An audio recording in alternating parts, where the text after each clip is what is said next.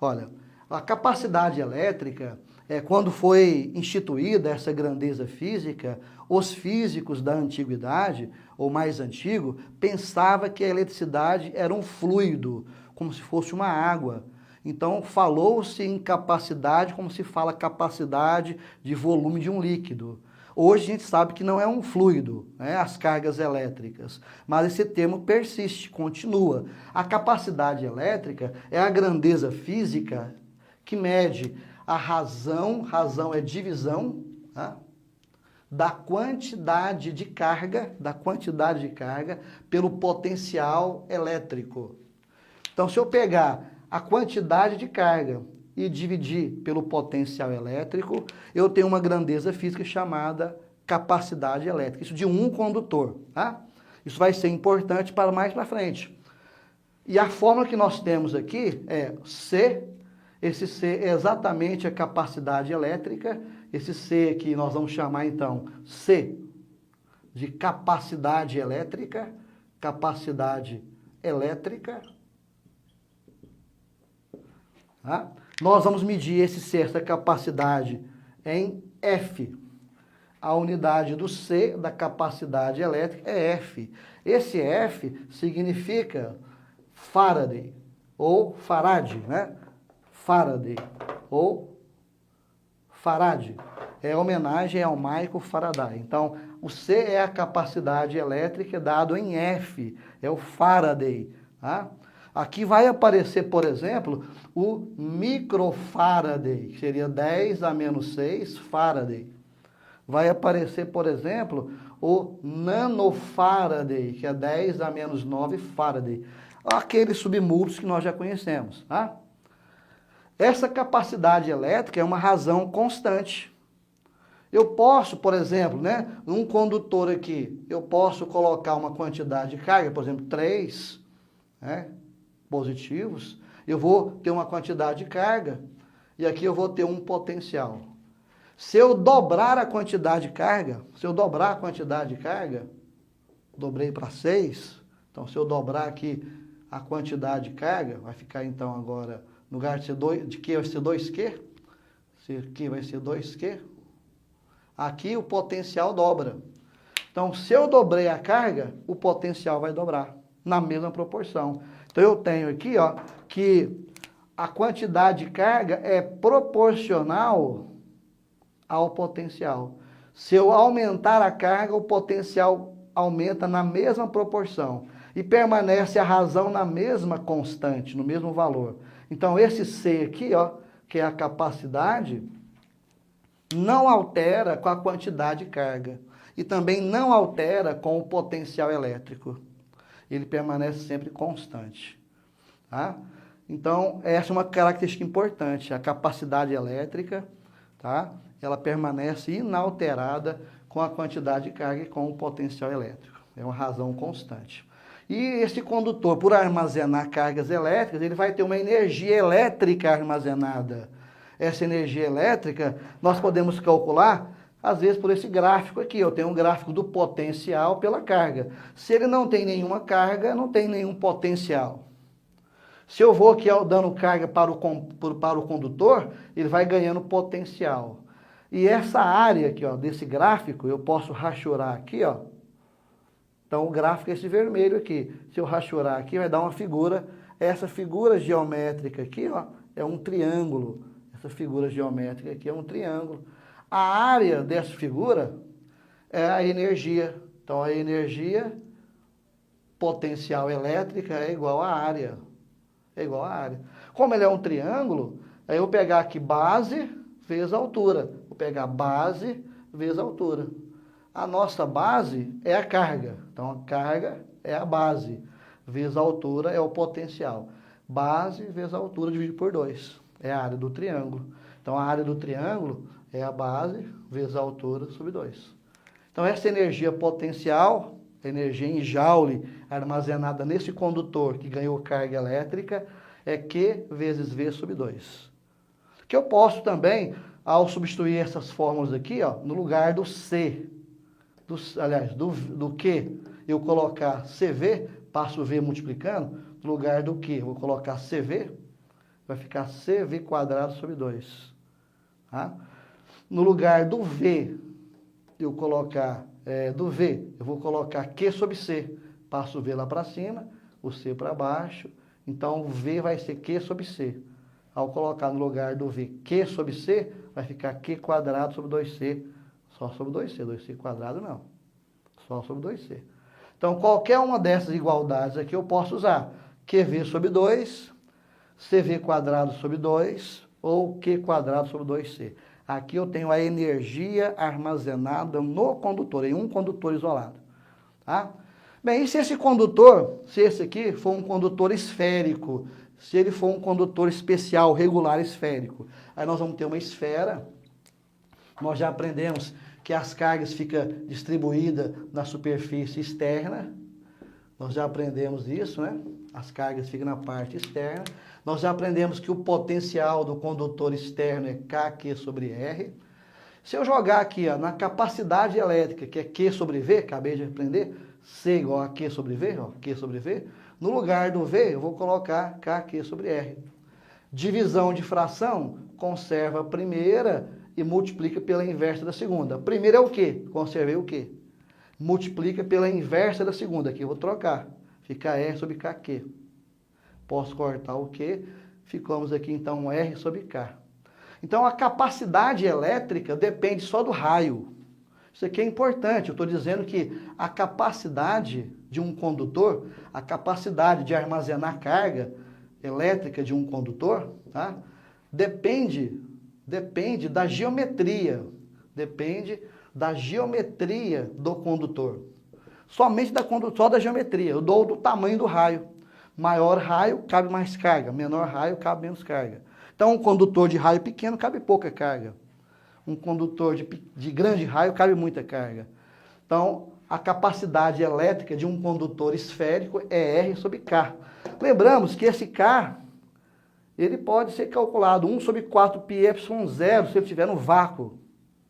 Olha, se eu colocar no lugar do K 1 sobre 4 πε0, no lugar desse K, 1 sobre 4 πε0, eu vou dividir essa fração aqui, fração dividido por fração. Conserva a primeira, multiplica pela inversa da segunda. Se um vai sumir, eu vou ter então aqui 4 πε0R. Então, só de ter o raio de um condutor, eu já posso calcular a capacidade elétrica dele. Esse ε0 nós já conhecemos. O ε0 no vácuo, nós já sabemos que vale 8,85 vezes 10 a menos 12, né? Faraday por metro. Tá? Então, a gente pode calcular a capacidade de um condutor esférico. Muito bem. E eu posso agora ligar condutores isolados. Pego um condutor isolado, vou ligar com outro condutor isolado. Então, eu vou ter aqui condutores em equilíbrio eletrostático.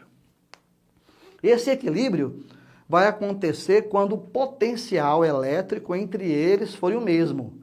Porque enquanto tiver diferença de potencial, vai ter movimento de cargas. Então, eu tenho aqui dois condutores de tamanhos diferentes. Eu vou, por exemplo, eu posso ligar num fio ou encostar esses dois aqui. Eu posso, por exemplo, ligar um fio aqui entre eles. Vou ligar um fio, esse fio condutor, a gente fala tem capacidade desprezível. Capacidade desprezível.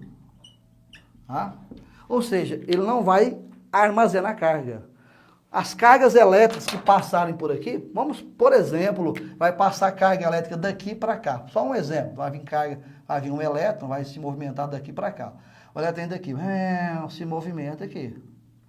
Ele vai se movimentar porque vai ter potenciais diferentes. Eu estou falando que V2 é diferente de V1. Possivelmente, esse V2 é maior que V1. Tá? Aliás, o V2 vai ser menor que V1. V2 menor que V1. Então, do menor potencial para o maior vai ter movimento de carga. Tá? Então, vai ter movimento de carga até eles atingirem o equilíbrio. Esse equilíbrio vai acontecer quando o potencial for o mesmo. Aí nós temos capacidade elétrica antes. Capacidade elétrica antes. Então, eu vou pegar Q1 por V1, eu tenho C1. Capacidade elétrica antes do 2. Q2 por V2 tem C2. Essas capacidades são constantes. Mesmo tendo troca de cargas, a capacidade elétrica dele ser constante. Tá? O potencial de equilíbrio, eu vou aplicar aqui o princípio da conservação das cargas. Princípio da conservação das cargas, tá? Princípio da conservação das cargas. Esse princípio da conservação das cargas diz que a carga no início é igual às cargas no fim. Então, Q1 mais Q2 no início é igual a Q1' mais Q2 no fim. Tá?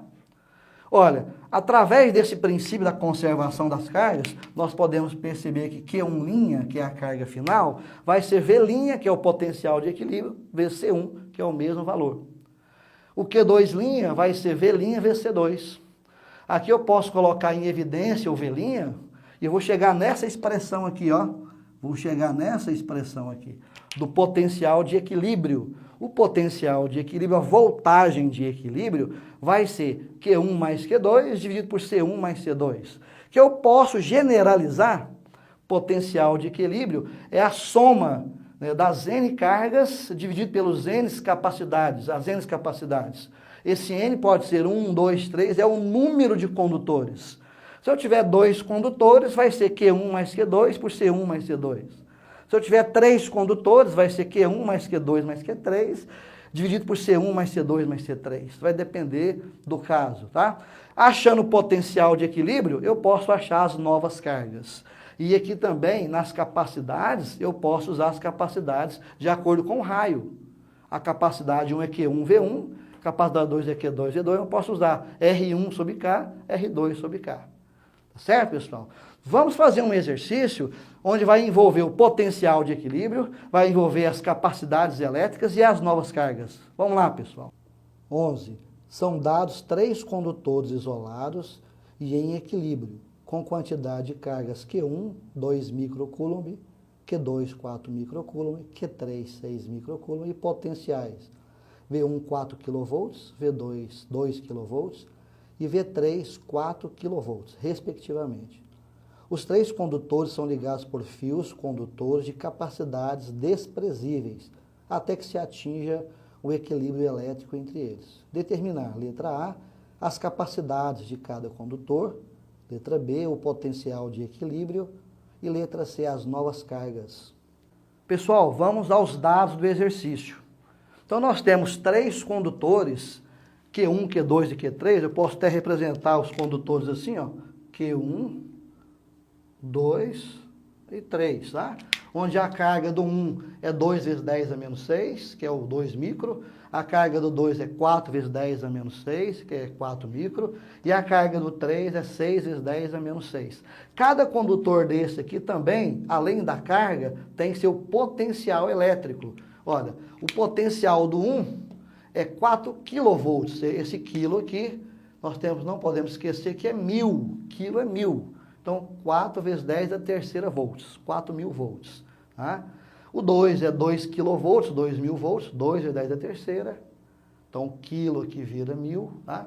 4 kV, 4 vezes 10 é a terceira. E ele pede na letra A a capacidade elétrica de cada condutor. Lembra, capacidade é razão da carga pelo potencial. Se eu peguei carga, dividi pelo potencial, eu obtenho a capacidade elétrica. Então, a carga do 1, 2 vezes 10 a menos 6. Potencial do 1, 4 vezes 10 a terceira. Então, me deu aqui, ó, carga do 1, potencial do 1. Ó. Nós vamos obter 0,5 10 a menos 9 Faraday. Eu poderia até colocar 0,5 nanofaraday, lembrando o submúltiplo, tá? Nós fechamos aqui a capacidade 1.